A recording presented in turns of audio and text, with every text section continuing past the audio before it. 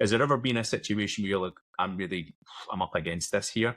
So I'm interested because, again, like something that you're talking about, it seems so simple, right? But maybe people are not thinking out the box because of pressure or stress. But has there been one that's really got you and you've had to really think about?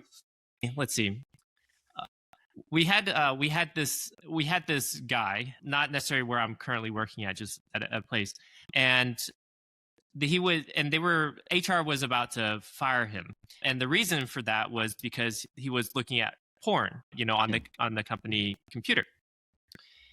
And I said, hey, normally this is done an investigation by security, not by you. Like, who did this? They're like, oh, well, IT person, we got a couple of witnesses, so like we don't need you to look at it. And I said, well, no, I mean, I think I should look at it. This is kind of my job. Share with me the details. And they shared it with me, and I looked at it, and I said, so you're showing me the one image of porn that the guy looked at. Where's the rest? And they said, well, no, that was it.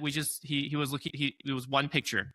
And I said, well, that doesn't make sense. I mean, somebody who, can't control himself and has to look at porn in the office is going to have more than one image. And so talked to the guy, and they didn't even recall. They said they didn't recall. And they said, well, he's lying, clearly. I didn't talk to him, but, I'm like, no, this is not quite right. So anyway, long story short, we pulled up these physical security cameras to kind of look at what the guy did at the time at which it happened, because we had the timestamps.